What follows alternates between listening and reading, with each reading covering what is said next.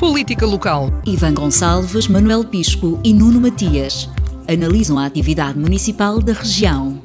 Ao sábado, às 11 horas, com repetição ao domingo, à 1 da tarde. Bom dia, estamos de volta para a Política Local com Manuel Pisco, Presidente da Assembleia Municipal de Setúbal, eleito pela CDU, Ivan Gonçalves, Presidente da Assembleia Municipal de Almada, eleito pelo PS, e Nuno Matias, vereador em Almada, eleito pelo PSD.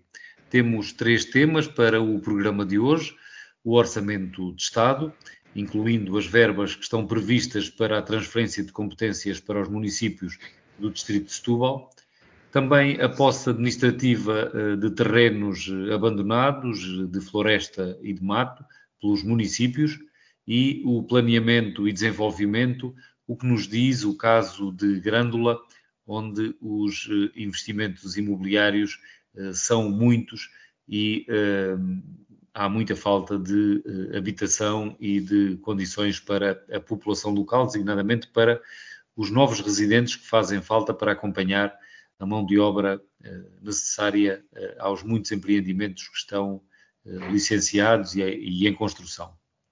Comecemos então pelo primeiro destes 3 temas, o Orçamento de Estado. Eu começo por Manuel Pisco, desta vez. Manuel Pisco, ficámos então a saber no final da semana que o Partido Socialista sempre viabiliza o orçamento, vai abster-se. O Pedro Nuno Santos anunciou isso mesmo e, entretanto, o Chega veio dizer que isso demonstra que é o Chega que tem que ficar ou que assume o papel de partido líder da oposição. O que lhe perguntava é que comentário é que lhe merece esta disponibilidade do PS para votar o Orçamento de Estado e, no seu entender, quem ganha e quem perde no que diz respeito aos diversos partidos com este cenário que, entretanto, está montado. Bom dia a todos. O comentário foi o que foi feito no programa anterior, em que, se isto fosse Totoloto, ele fazia o pleno, não é? É óbvio que o Partido Socialista iria viabilizar, de uma forma, aliás, um pouco, parece que precipitada. Estava anunciado que seria na segunda-feira que iria. Aparentemente, Pedro Nuno Santos, ou a direção do PS, esqueceu-se que havia congresso do PSD neste fim de semana, e então lá antecipou a coisa para sexta-feira para sossegar as hostes do governo e anunciou que iria viabilizar o orçamento, como era óbvio que iria acontecer. As consequências em termos de quadro político são as mais neutras em relação à situação pré-existente. Portanto, o Chega vai continuar a poder dizer que é ele a oposição e que há um entendimento ao centro e ele é que faz a oposição, e o Partido Socialista diz que responsavelmente viabiliza, tal. Portanto, era exatamente o que se previa. Não há novidade absolutamente nenhuma em relação às previsões que tínhamos aqui feito na semana passada. E pronto, o governo pode governar durante mais este ano, ter o seu próprio orçamento, e nós iremos ao longo do ano continuar a assistir em qualquer curva do caminho, em qualquer percalço, o governo a queixar-se que não foi exatamente o orçamento que queria e o Partido Socialista a queixar-se que tem que fazer a oposição mais acérrima porque o orçamento do PSD não era o orçamento que ele pretendia. Não há muitas mudanças em relação ao quadro anterior. E vai nisto, apesar de tudo, a posição que foi mantida pelo menos aquela que foi expressa publicamente pelo secretário-geral do PSD e pelos responsáveis do PSD, de que não houve nenhuma negociata, ao contrário do que disse o André Ventura. O André Ventura veio dizer que lhe foi proposto um negócio de uma forma que é desabonatória para a credibilidade da política. Provavelmente é essa a intenção. Eu levo mais a crer que seja essa a intenção, é desacreditar a política, porque é nisso que apostam tudo, dizendo que lhe foi proposto uma aliança, o que é altamente improvável, não tem lógica, não é? Que custa acreditar que tenha havido aquela promessa que ele disse. Mas faz o seu percurso no rumo que tem traçado na política portuguesa. O André Ventura quer desacreditar tudo o que seja atores políticos e posições políticas mais sérias. E joga nesse desacreditar. Eu acho que aquilo que o PSD fez foi correto, manteve a distância e não deu aso pode haver várias dúvidas se houve uma, duas, três ou quatro reuniões ou várias reuniões. É natural que haja contactos, mas também não disseram que não tinha havido. O que já não é crível é que, de facto, tenha havido aquela proposta tão escandalosamente diferente daquilo que era o não é não, de Luís Montenegro, era o não é não, e de repente aparece a dizer ao povo todo, o André Ventura a dizer que afinal não era assim se o Chega quisesse que até lhe oferecia lugares no governo daquilo. Acho que isso é falso e o desenrolar dos acontecimentos durante o ano que vem irá provar que isso é falso, julgo eu. Portanto, nada de novo na frente ocidental. Ivan Gonçalves, o Partido Socialista vai viabilizar o orçamento com abstenção, pelo menos na votação geral, e depois também na votação na generalidade e depois na votação final global. A dúvida que se coloca é como é que irá ser no período, na votação na especialidade, mas o que me perguntava, Ivan Gonçalves, mais concretamente, era sobre as duas razões apresentadas por Pedro Nuno Santos para justificar a abstenção, que são, por outras palavras, que temos um governo apenas há 7 meses e que provavelmente de novas eleições legislativas não sairia nenhum quadro governativo muito mais forte. Isto não são coisas que já eram conhecidas, que são evidentes ainda antes do início das negociações? Porque é que só agora é que se chega a esta conclusão do que já era óbvio? Olá, muito bom dia, Francisco, muito bom dia também ao Manel e ao Nuno e a quem nos ouve. Bom, eu diria que a resposta para a questão que me coloca não é muito complexa, ou seja, eu acho que Pedro Nuno Santos, tal como a maioria dos comentadores também vem identificando, não é uma pessoa cínica, é uma pessoa que tende a dizer aquilo que pensa, o que muitas vezes nos políticos é visto como um defeito, mas que noutras também pode ser visto como uma qualidade. E acho que o Pedro Nuno Santos aquilo que tentou fazer foi genuinamente procurar influenciar este orçamento e torná-lo mais próximo daquilo que seria um orçamento apresentado pelo Partido Socialista, ou seja, um orçamento que corresponderia melhor às necessidades do país e às necessidades daqueles que mais precisam que o Estado esteja presente nas suas vidas para garantir que têm uma igualdade de oportunidades, se assim quisermos pôr. E, portanto, eu acho que aquilo com o Pedro Nuno Santos foi confrontado, e o Partido Socialista, foi com a dificuldade, com a falta de vontade de negociar que o governo do PSD e da AD tiveram, e que, no fundo, se traduz numa negociação que era mais feita para a televisão, nós todos nos recordamos do comunicado que foi feito pelo governo a dizer que não estavam a conseguir falar com o líder do PS, ou que o líder do PS já tinha pedido para alterar as reuniões, ou seja, desde cedo se percebeu que existia aqui também uma tentativa de, na praça pública, obter ganhos políticos com aquilo que se viesse a passar. Portanto, acho que se calhar Pedro Nuno Santos acabou por, não fazendo uso desse cinismo, tentar fazer essa negociação, e aquilo que tenho percebido, que agora que chegamos ao fim, este orçamento não inclui as propostas do Partido Socialista, e é, no fundo, um orçamento que é o orçamento da AD, legitimamente, e que legitimamente apresenta. Portanto, à sua pergunta, se podia ter feito esta declaração há algumas semanas. Podia, acho que o Pedro Nuno Santos tentou influenciar positivamente este orçamento, percebeu que não o conseguiu fazer, ainda assim, que o que fazia sentido nesta fase era aprovar o orçamento, e portanto talvez sirva de lição para os próximos orçamentos, para Pedro Nuno Santos e para o Partido Socialista, perceber que não vale a pena tentar negociar com este PSD, com esta AD, porque a disponibilidade é muito pouca. Aliás, é um governo que parece estar permanentemente em modo de campanha eleitoral, a preparar-se para eleições, a tentar ter o controle da narrativa. Mas há aqui outra dimensão que eu também acho que é importante, que o Manel Pires acaba por relativizar, que é sobre esta relação dúbia com o Chega. Nós já percebemos que o cordão sanitário é algo que não existe. existe apenas no orçamento, ou seja, no que toca ao orçamento de Estado, a AD não quer aprovar com o Chega, mas em tudo o resto fala e discute com o Chega. E quando diz que não quer aprovar o orçamento com o Chega, é o que diz na praça pública. Pelos vistos, aquilo que tinha vindo a público era que tinha existido uma reunião relativa ao orçamento. Agora, ao longo destas semanas, percebemos, porque Luís Montenegro não o desmente, eu também tendo a achar que aquela grande parte daquilo que André Ventura diz é falso. Já todos sabemos como é que a personagem se comporta.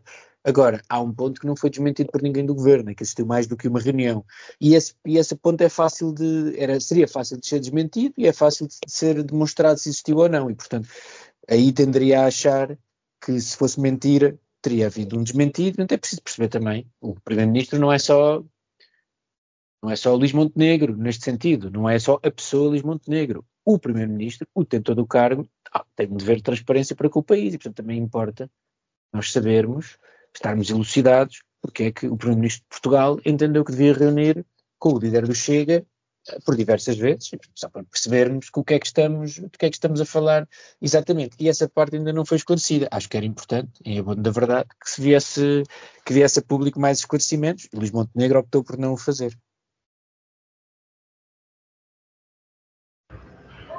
Nuno Matias, como é que olha para esta posição do Partido Socialista de finalmente assumir que vai viabilizar o orçamento na votação geral e também, imagino que pretenda responder àquilo que aqui foi dito agora, pelo menos mais recentemente, pelo Ivan Gonçalves. Bom, muito boa noite a todos. Boa noite, Francisco, Manuel, Ivan, e boa noite a todos os nossos ouvintes. Naturalmente há que dar aqui alguma resposta àquilo que foi dito pelo Ivan e também pelo Manuel, mas começaria por destacar, em primeiro lugar, o papel responsável do Partido Socialista, mas também o papel inenarrável do Chega em todo este processo. Respondendo um bocadinho àquilo que o Ivan transmitiu, não seria aceitável nem defensável ou sequer compreensível que num cenário em que não existe uma maioria absoluta e que necessariamente o Governo tem que encontrar pontos de diálogo para encontrar possibilidades de entendimento de decisões no Parlamento, como aliás acontece com diferentes grupos parlamentares ao longo do processo legislativo e que aliás já teve reflexos a montante naquilo que eram algumas opções estratégicas do próprio Orçamento de Estado, que tiveram que ser refletidas com base em algumas decisões que foram sendo tomadas pelo Parlamento e por maiorias parlamentares conjunturais que em dado momento se formaram, o que significa que o Governo andou bem e com isto não pôs em causa o não é não que o atual Primeiro-Ministro tinha transmitido, porque o não é não era no que diz respeito a um entendimento de governação e ninguém pode dizer, e aliás, por isso é que eu falava em papel inenarrável do Chega, aquilo que se passou é algo que vai contra tudo aquilo que é aceitável em democracia, que é haver uma forma populista, desequilibrada, irresponsável, mentirosa em relação a um processo que é uma dialética normal de um governo, seja ele qual for, que é na prática reunir com todos os partidos com representação parlamentar, certamente com reuniões para apresentar o orçamento, mas também outras reuniões habituais para discutir temas de atualidade nacional ou internacional. Olha, só para dar um primeiro exemplo, ainda estes dias houve Conselho Europeu e é natural haver muitas das vezes reuniões entre o Sr. Primeiro-Ministro e os partidos com representação parlamentar para discutir temas de atualidade e temas que têm naturalmente necessidade de haver discussão com quem na Assembleia da República está necessariamente envolvido no processo decisório e no processo legislativo. Ou seja, há aqui um papel inenarrável e irresponsável do Chega e ainda bem que, percebendo-se o contexto, o Partido Socialista e o seu secretário-geral quiseram dar um sinal de responsabilidade. Houve aproximações, eu aí também discordo um pouco do Ivan, houve aproximações, necessariamente o Partido Socialista fez propostas, o Governo ajustou as suas, não deixando de ter por base um programa do Governo que necessariamente foi objeto sufrágio e foi o bloco, mesmo sem maioria, o bloco mais votado nas últimas eleições legislativas e, portanto, mal seria se, por um lado, o Governo não quisesse usar como esqueleto e alicerce aquilo que é o seu programa de Governo, mas também percebendo o contexto em que se move e a necessidade de criar uma maioria parlamentar que possa viabilizar o orçamento, negociar e, neste caso, tentar aproximar posições com o Partido Socialista, e ainda bem que o Partido Socialista teve essa disponibilidade, só acrescenta também um termo de comparação pela positiva face a uma posição inenarrável do Chega, que não só não quis participar, por vezes mudou, ou várias vezes mudou de opinião, às vezes no mesmo dia. Perdemos Nuno Matias, tem o microfone desligado, deixámos... Sim, agora estamos a ouvir. Estão a ouvir agora? Sim, sim. E pior do que isso, trazer para a praça pública potenciais situações que os eventos e os acontecimentos necessariamente desmentem com muita facilidade, porque era impossível haver uma proposta de acordo com o Chega que envolvesse até uma participação eventual no governo, quando necessariamente foi dito desde sempre que as propostas não seriam negociadas a esse nível com o Chega. Foi feita uma apresentação e houve reuniões certamente para este e para outros temas de atualidade, mas que não passavam por nada mais do que fazer uma apresentação, e necessariamente se o Chega sentisse representado podia ter o seu sentido de voto, e isso não significava também nem ir para o governo, nem haver um acordo necessariamente a esse nível, e portanto, chegados aqui, aquilo que resulta claro é que os portugueses vão ter um orçamento que lhes vai permitir acrescentar algo de melhor para a sua vida, vão ter também mais um princípio de estabilidade que não era compreensível no contexto atual, nacional e internacional, que fosse quebrado, e por uma razão muito racional, que até o próprio secretário-geral do Partido Socialista sinalizou, que é, bom, eu acho que até pelos estudos de opinião ficaria claro que qualquer situação de destabilização não iria beneficiar a não ser o governo, portanto o Partido Socialista não quereria chegar a esse paradigma que depois levaria a uma derrota eleitoral, na minha opinião, e à luz daquilo que são os estudos de opinião mais recentes, mas também, mesmo que no limite acontecesse um empate ao próximo disso com uma potencial vitória da AD, que seria mais provável, ainda assim o cenário parlamentar de formação de maiorias de decisão não seria alterar em relação ao quadro atual e, portanto, o secretário-geral do Partido Socialista, que eu conheço pessoalmente há muitos anos e que eu lhe reconheço inteligência e análise estratégica e crítica, necessariamente tinha a consciência que se fosse ele a razão e o responsável pela instabilidade, não só não ganhava por um lado, como, para além disso, necessariamente ficaria de mal aos olhos da esmagadora maioria da opinião pública, que não quer eleições, percebe a necessidade de uma estabilidade e percebe e valoriza a posição de partidos responsáveis em que, em conjunto com o governo, procuram encontrar soluções estáveis. E depois deixemos chegar o ciclo político e legislativo ao seu termo, e depois será objeto de análise, avaliação e julgamento democrático em eleições. E, portanto, percebendo nós que este cenário certamente iria merecer esta reação popular, eu penso que o Partido Socialista fez aquilo que era mais racional, mas também mais responsável. E, portanto, isso há que valorizar, há que mostrar que esse princípio não é de agora. Aliás, o próprio PSD também o fez no passado, quando o Partido Socialista teve governos minoritários. E, portanto, acho que é um princípio democrático que só mostra que a nossa democracia está consolidada e há blocos responsáveis que se devem manter responsáveis. Manuel Pisco, como é que antevê agora a discussão e até a votação na especialidade, tendo em conta a distância entre os diversos partidos e algumas das coisas que já se conhecem quanto a propostas concretas? Acredita que não vai haver problema de maior, ou podemos chegar a uma situação, sabendo-se, como já disse, o Chega que vai fazer o que lhe for possível para alterar este orçamento, que pode haver situações em que o Governo terá dificuldade em, na prática, aprovar o orçamento na especialidade? Não, isso eu não vejo dificuldades. Vai haver bastante discussão e luta de posições entre o Partido Socialista e o PSD, e os deputados que representam o PSD no governo. Isso vai haver discussões e vai haver um desacordo entre os dois, mas não vejo tanto entre o Chega, porque o Chega tem motivos políticos e orçamentais que lhe dá para dizer que este orçamento é um orçamento socialista, é o dos socialistas, dizem eles, é o do socialismo, é o que eles dizem, não é? Portanto, um orçamento feito pelo Chega ou com o cor do Chega seria uma coisa tão à direita e tão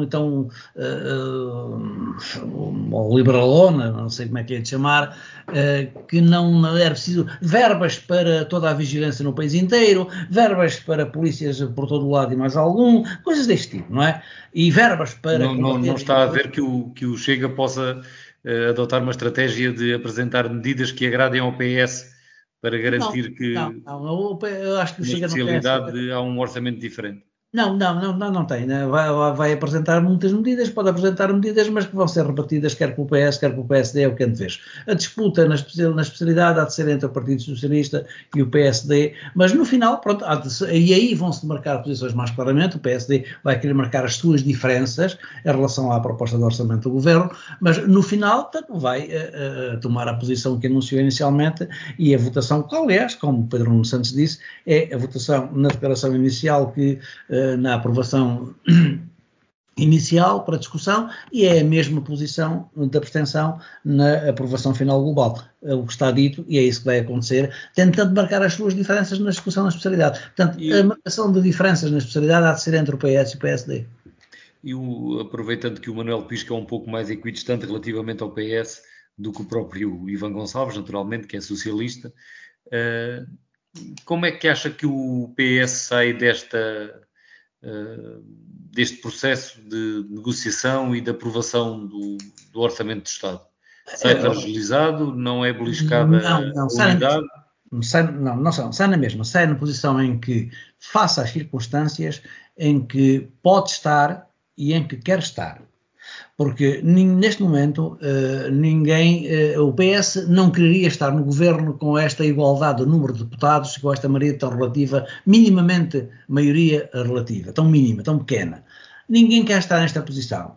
E o governo assume que tem que fazer um jogo de equilíbrio de forças para aguentar pelo menos por mais 2025, depois de 26 há de aparecer a questão das eleições presidenciais e um período relativamente largo para não se poder fazer a dissolução do Parlamento e não pode cair o governo, e depois o período de um ano, 6 meses do... Exatamente, 6 meses antes. Presidente cessante e 6 meses do Presidente... Este orçamento garante estes 2 anos para a governação do PSD.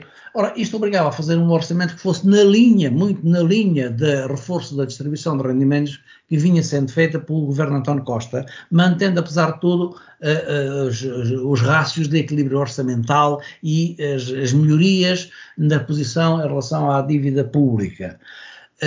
Mas este governo já não vai conseguir isso na mesma medida. Pelo menos o governo já teve que ir para Bruxelas tentar pedir porque, entretanto, Bruxelas alterou os critérios orçamentais.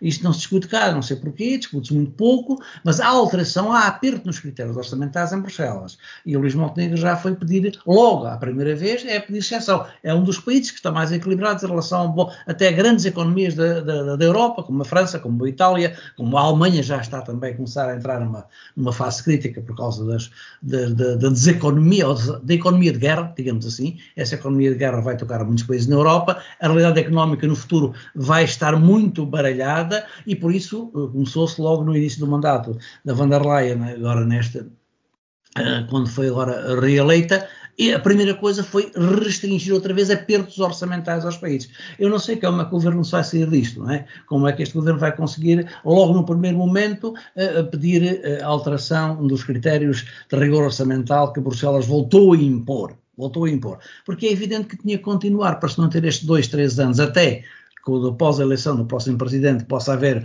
um espaço de manobra em que este governo vai ser necessariamente apertado.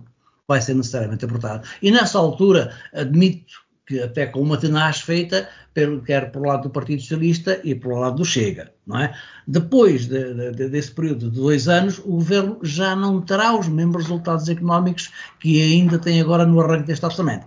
Parece-me que isso é mais ou menos evidente, porque há uma redução de receitas. Isto é como nas câmaras, temos feito esta discussão, nas autarquias também muito. Ao mesmo tempo que se reduzem as receitas, está-se a aumentar a despesa, e isto não mantém uma linha de rumo que permita um nível de endividamento do Estado muito abaixo, como está agora já, ao fim de muito tempo, está abaixo da riqueza produzida no país. E isso provavelmente daqui a 2 anos já estará alterado. Nessa altura, a altura de lançar ataque contra o governo do PSD, e nessa altura o PS vai dizer nós fizemos melhor e vai-lhe abrir uma frente de batalha. Portanto, nós temos aqui um intervalo de 2 anos de sossego, digamos assim, em termos de batalhas eleitorais.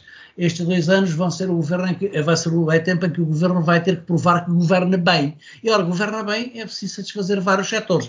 Tem o problema ainda por resolver do setor da administração pública, porque ainda não está fechada a caixa de Pandora, que foi aberta com aquele famoso subsídio à polícia, à polícia judiciária, à polícia de investigação criminal. E depois deu aquilo que deu, depois com a necessidade de responder aos professores e agora a necessidade de responder a outras corporações e outras classes. Esta necessidade de responder vai dar, no final deste período de 2 anos, umas contas muito apertadinhas para o governo que vai estar do PSD ainda em exercícios. Um período de 2 anos em que a perspectiva orçamental será a governação em duodécimos, partindo do princípio que o Partido Socialista não estará disponível para apoiar novamente.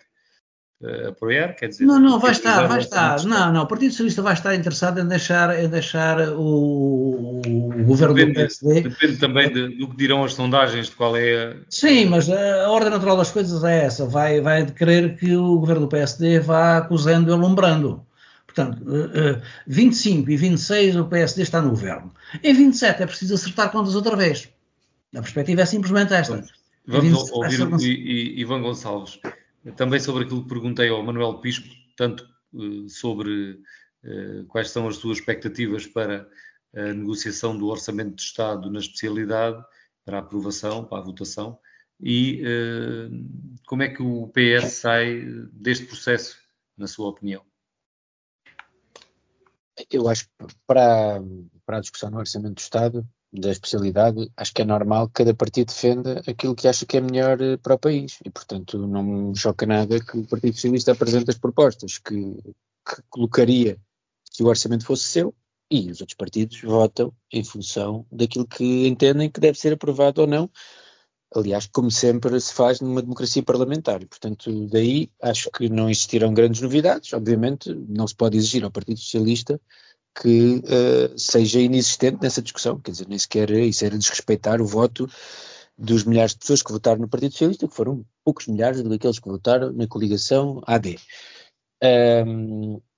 Mas relativamente à forma como o Partido Socialista sai deste processo, quer dizer, acho que não existia grande alternativa, ou melhor, nenhum dos cenários era ideal para o Partido Socialista, na medida em que estamos a falar de reprovar um orçamento e isso podia ser percepcionado como sendo um obstáculo à governação do PSD e do CDS, era esse o cenário que se estava a tentar montar, não só por estes partidos, mas também pelo seu séquito de comentadores que é maioritário nas televisões, assistimos a isso ao longo dos últimos meses. Eu, aliás, acho que o principal problema na estratégia que o Partido Socialista seguiu foi ter deixado, não sei também se existiam mecanismos para que isso não tivesse acontecido, mas que se criasse esta novela em que em junho, julho, agosto, já se andava a discutir como é que o Partido Socialista votaria o Orçamento do Estado, numa pressão alimentada pelo Sr. Presidente da República, diga-se, que não me parece muito razoável. O documento foi conhecido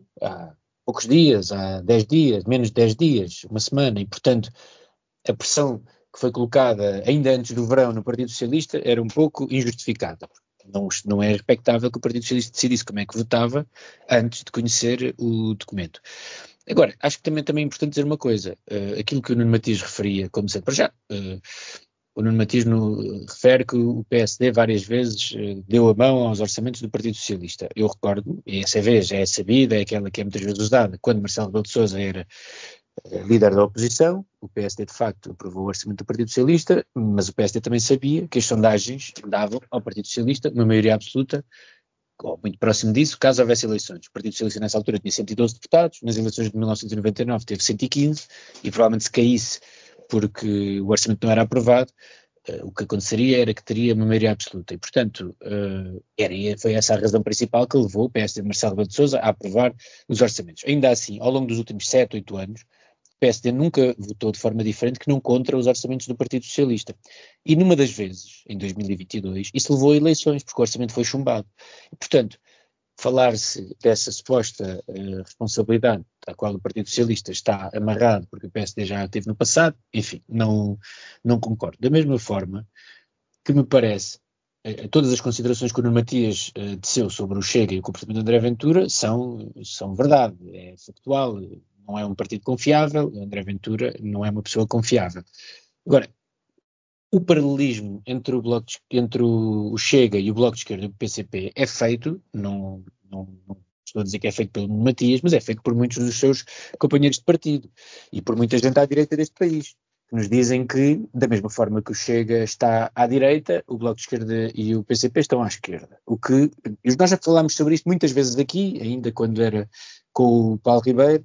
Eu acho que não estão, porque não me parece que a extrema-esquerda e a extrema-direita sejam equivalentes. Ainda assim, estes partidos, e era preciso que o PCP e o Bloco de Esquerda fossem partidos de extrema-esquerda, o que também está para se provar, ainda assim têm um comportamento institucional que não se compara àquele que o Chega tem. Isto que agora o Chega fez, nunca se viu nos últimos anos que fosse feito por nenhum dos dirigentes do Bloco de Esquerda ou do PCP. Ainda assim, quem tem um acordo com o Chega é o PSD, nas ilhas, nas regiões autónomas, vai governando com o beneplácito do Chega, e portanto é verdade que o Chega não é um parceiro confiável, é verdade que o Chega é uma ameaça à democracia, não só pelo aquilo que defende, mas também pela forma como defende, mas também é verdade que quem tem dado sucessivamente a mão, porque entende que porque há muita gente à direita que entende que ou se dá a mão um partido deste tipo, ou então a direita não governa, ouvimos disto muitas vezes ao longo dos últimos anos no espaço público,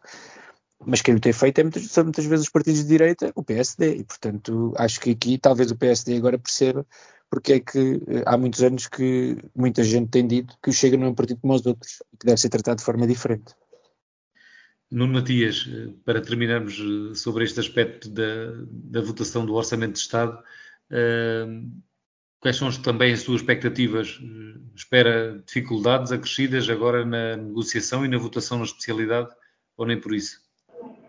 Bom, vamos lá ver. Quando se fala num processo legislativo orçamental, todos nós sabemos que depois da votação global vamos passar para uma fase de especialidade onde haverá inúmeras propostas de alteração. Isso é salutar, é normal, é habitual. Nada disso configura um problema de maior. Necessariamente tem que haver uma visão equilibrada da abordagem orçamental em sede de especialidade, porque não podemos, de modo nenhum, permitir que se desvirtue o orçamento sem prejuízo da legitimidade e da latitude formal e parlamentar de cada grupo parlamentar para propor as suas medidas de alteração. Agora, eu também acho e faço votos, porque necessariamente também aí a população não iria perceber que existe uma abordagem responsável por parte do Partido Socialista e de todos os grupos parlamentares que se digam responsáveis e que percebam que necessariamente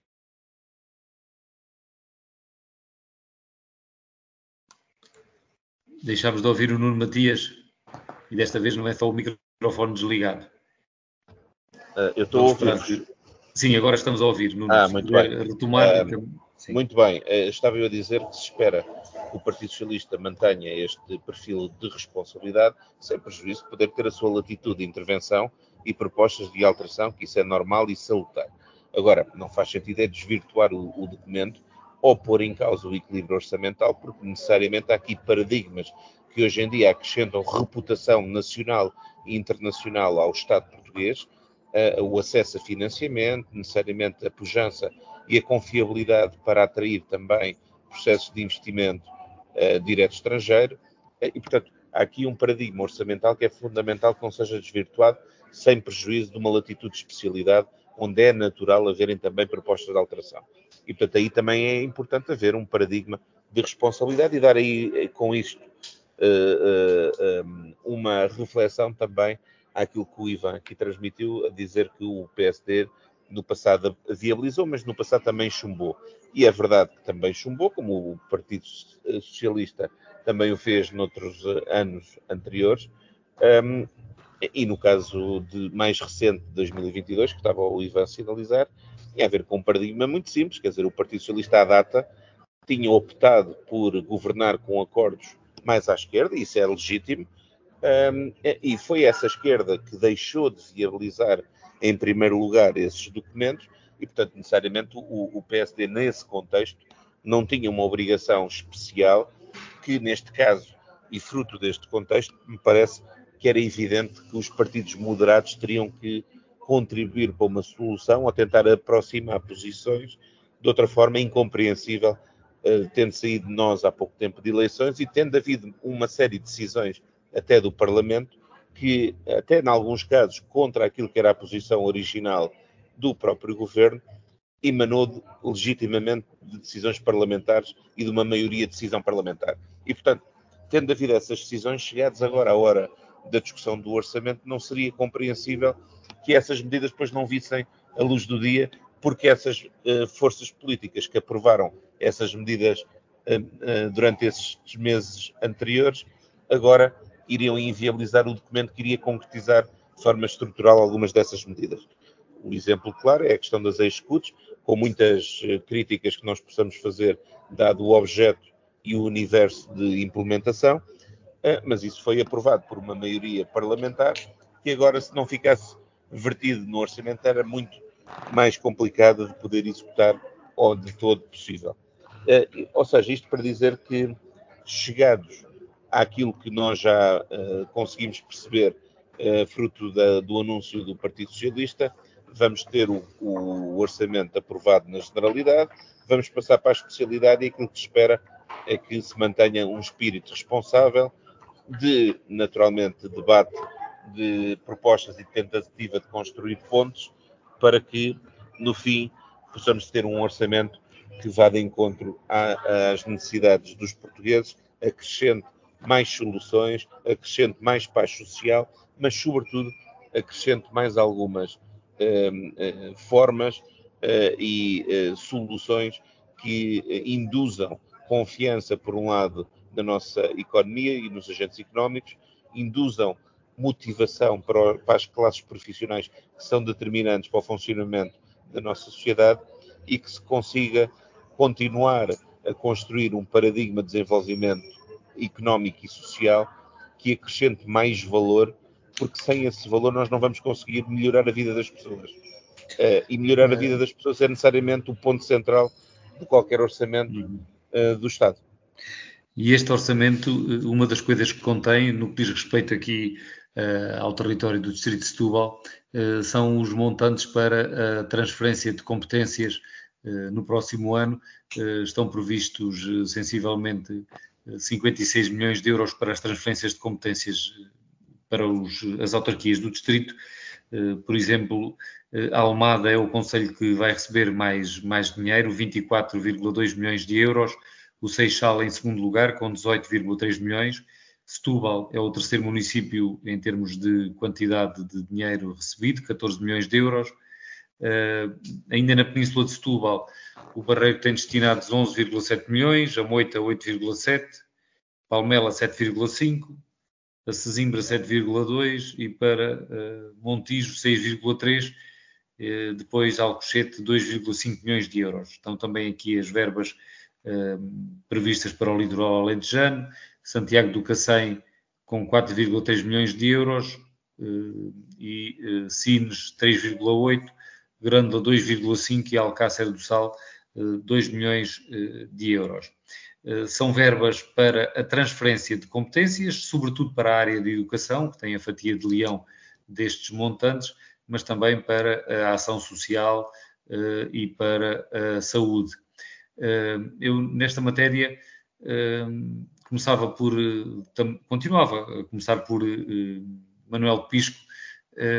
Estes números não nos permitem perceber se há aqui uma grande diferença relativamente ao orçamento que está a ser executado de 2024, mas a ideia que dá é que o aumento previsto não será para além do que está previsto em termos de aumento da taxa de inflação. Os municípios têm-se queixado da insuficiência das verbas para acompanhar as novas competências. Acha que o orçamento pode ficar por aqui, por estes números que apresenta para as autarquias, Manuel Pisco? Não, e deixe-me, de facto, estes números ditos isoladamente não significam nada, era preciso pelo menos compará-los com aquilo que foi a despesa para cada um desses concelhos, para alguns dos municípios, não é? Que foi transferida o ano passado. Essa transferência, somando com aquilo que foi o complemento do orçamento municipal tem que se colocar em cada um dos setores de transferência de competências, daria para ver se a verba é realista, é suficiente ou não é suficiente. Mas ainda em relação à conversa anterior, em relação à discussão da especialidade, eu gostava de dar só mais uma pequena nota, para não se ficar a ideia daquilo que nós, os três dissemos, de que não há alterações nenhumas, não vai ocorrer alterações nenhumas na especialidade. Pode haver alterações, e o Governo pode vir a ser vítima de algumas coligações negativas, que vai dizer que são coligações negativas, entre o PS, o PCP, o Bloco de Esquerda, e até eventualmente é simultâneo com o Chega. Porque na especialidade, muita coisa pode ser aprovada e introduzida e muita coisa pode ser obstruída, pode não ficar lá. Portanto, o Governo precisa sempre de uma abstenção do Partido Socialista para conseguir a maioria ou então com votação com o Chega. E, portanto, na especialidade pode haver muitas alterações. É bom não ficar a ideia de que nada se altera. Pode haver muitas. Mas, no final, sabe-se que como ficar a discussão depois na especialidade, com o que foi incluído ou com o que foi retirado, e sabemos que, por exemplo, não estamos aqui a falar nestes, porque não são necessários ao ponto de equilíbrio, em termos de votação global, mas o PCP e o Bloco de Esquerda são muito interventivos nas propostas de orçamento. E fazem propostas normalmente com realismo, da parte do PCP, isso é conhecido também, com oportunidade, com realismo em relação a casos concretos e ações concretas. E muitas coisas têm sido resolvidas assim. Portanto, pode haver alterações. Uma das coisas em que pode ser alterações indicativas é precisamente nas áreas de transferências. Eu sobre isto acho que valia a pena que os políticos, todos os autarcas e os membros do Governo lessem o relatório número 1 de 2024 do Tribunal de Contas em relação à transferência de competências. Se não quiserem grandes estudos mais, pelo menos ler esse relatório. É o relatório 1 de 2024, que é relativo à aplicação da transferência de competências até 2023, e era bom que se lesse. As conclusões são clarinhas. A começar por dizer que não há evidência de que o processo de centralização tenha tido alguma fundamentação em estudos técnicos, que não houve, foi traçado politicamente e assim foi, que os critérios de apuramento das verbas para o exercício das competências nos vários domínios, em especial na educação, que não foram definidos nos diplomas setoriais, e a operacionalização dos mecanismos e o papel da Comissão de Acompanhamento das Transferências ou do Fundo, do Fundo Financeiro das Transferências, que não entrou em vigor muito tardiamente, um ano depois, que não serviu para grande coisa, ou seja, já chega de tempo inicial, de tempo de maturação deste procedimento para que ele tenha reflexos no orçamento, como eu dizia na semana anterior, inclusive no quadro legal de referência do que é a Lei de Finanças Locais para a gestão financeira das autarquias.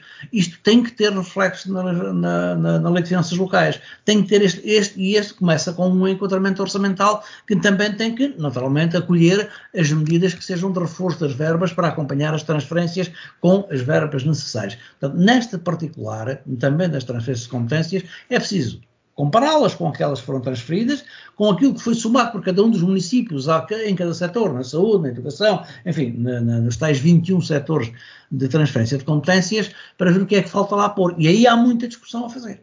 Porque isso representa a possibilidade de fazer coisas concretas, não é? De melhorar um equipamento escolar, de fazer ou não fazer os centros de saúde, de fazer ou não fazer os hospitais, enfim, um conjunto de coisas muito, muito grande que está nas áreas de transferência. Portanto, é importante a discussão na especialidade e é importante que um dos eixos centrais dessa discussão seja o acerto que é necessário fazer e a definição de melhores critérios que sejam práticos e que correspondam à realidade que está no terreno em cada um dos municípios, para que se cumpram as tais. A gente quando fala em transferências, é uma coisa abstrata. As transferências é sobre funções sociais do Estado. Na segurança social, na saúde, na educação. É bom a gente repetir estas coisas. São funções sociais do Estado que passaram do Governo Central para as autarquias. E elas têm que ser executadas, serem cumpridas, e havendo meios para que elas se mantenham. Porque senão, daqui a 3, 4 anos, daqui em diante, depois das crises económicas, vêm os agravamentos por dificuldades de pagamento destas o funcionamento destas funções sociais do Estado, que nessa altura o Governo fica mais aliviado. As câmaras é que não são capazes de cumprir. E isso não é assim. Tem que se repartir justamente os meios, as receitas do Estado, entre a administração central, a regional que não existe, mas enfim, e depois agora as autarquias que levam de supetão, não é? Sem o patamar intermédio das regiões, levam de supetão com as competências executivas, as competências de execução destas tais funções sociais do Estado. Portanto, é sempre importante a discussão da especialidade do orçamento, até por estas razões. Ivan Gonçalves, e estes números das verbas previstas no Orçamento do Estado para a transferência de competências dizem alguma coisa? Antes de mais, só não querendo fazer aqui arqueologia orçamental, o Nuno Matias disse há pouco, e disse bem, que em 2022 o PSD votou contra porque existiam acordos à esquerda. É verdade, mas a situação que nós temos hoje é que só existe governo do PSD porque existe uma maioria de direita no Parlamento que inclui o Chega. Porque se nós retirarmos o Chega e ficarmos só com a direita democrática, a esquerda democrática tem mais deputados no Parlamento. E, portanto, também não nos esquecermos disto. A direita só governa porque há Chega e porque há os deputados do Chega. Porque os partidos da esquerda democrática têm mais deputados juntos e capacidade para se entender do que os partidos da direita democrática. Bom, mas relativamente à questão da transferência de competências, nós já discutimos este tema nas últimas semanas.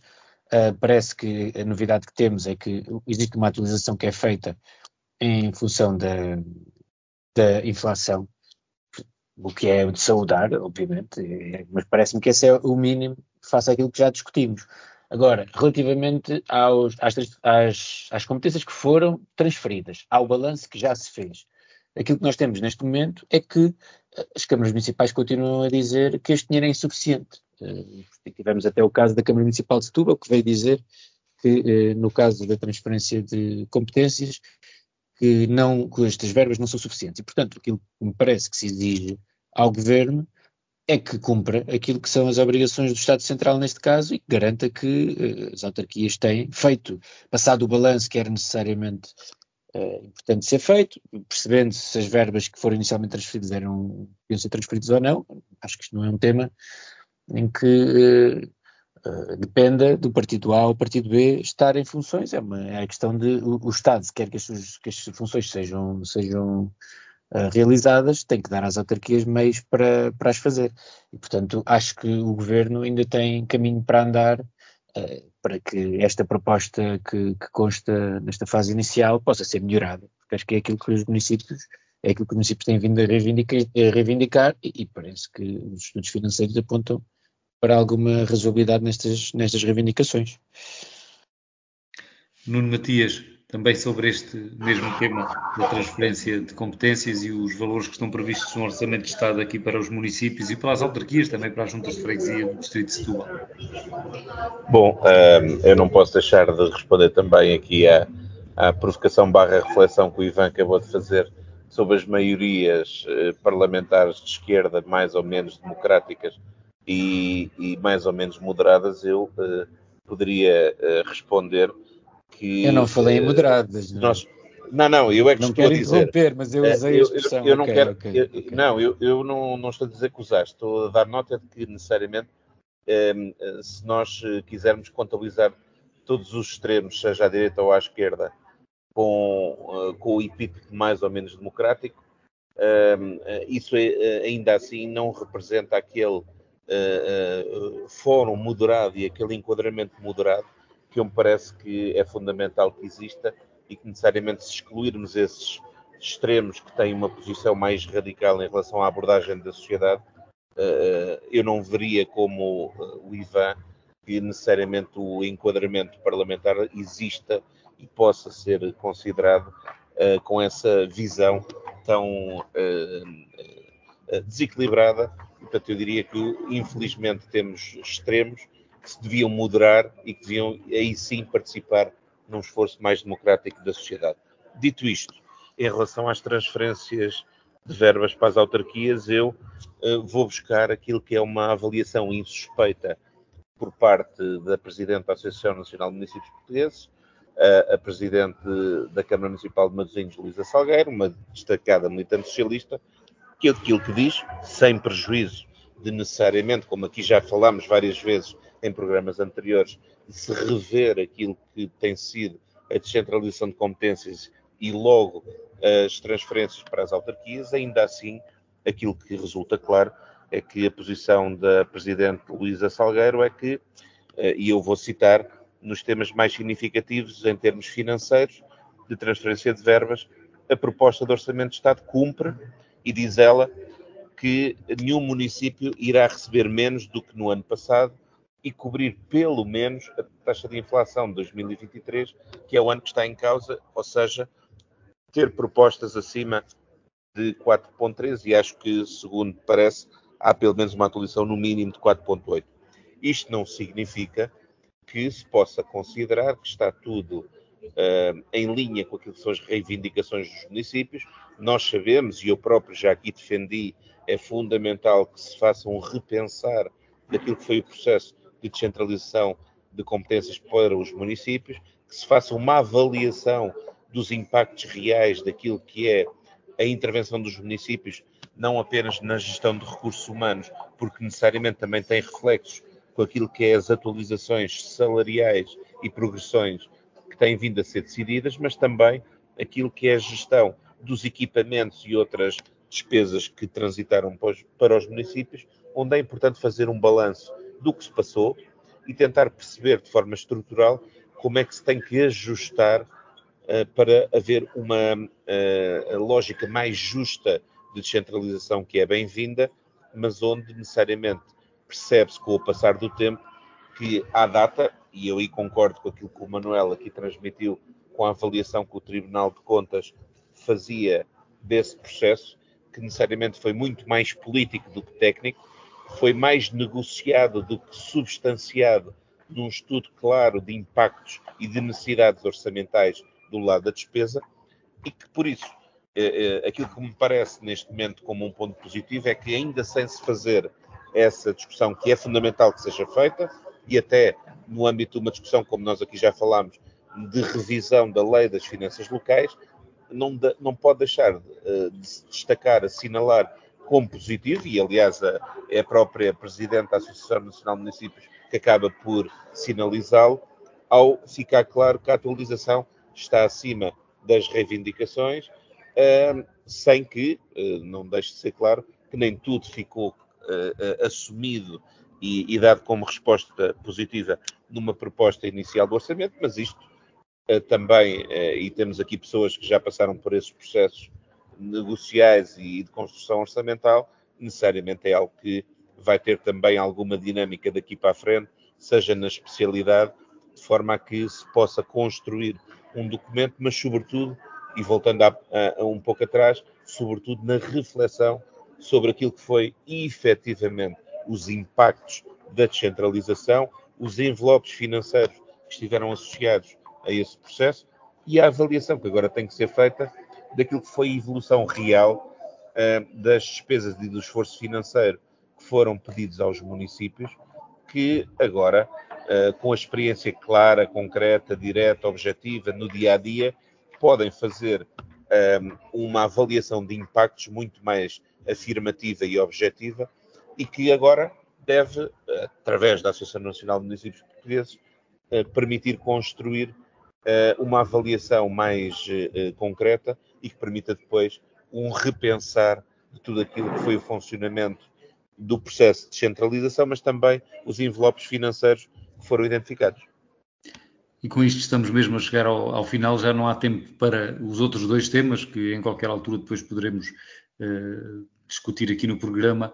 Ivan Gonçalves e Manuel Pisco, ainda alguma nota muito rápida antes de terminarmos? Já temos aqui um minuto ou coisa assim, não sei se quer acrescentar alguma coisa.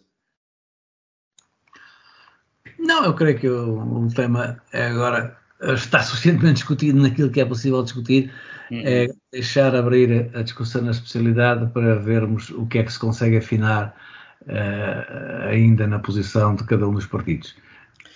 Agora, neste caso, em todos os que estão representados na Assembleia, não é? Muito bem.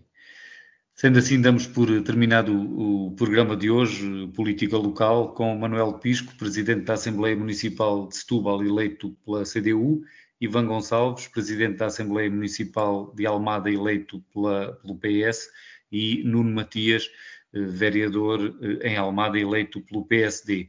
O programa está no ar aos sábados às 11 da manhã, com repetição aos domingos às 2 da tarde e fica também depois disponível em podcast.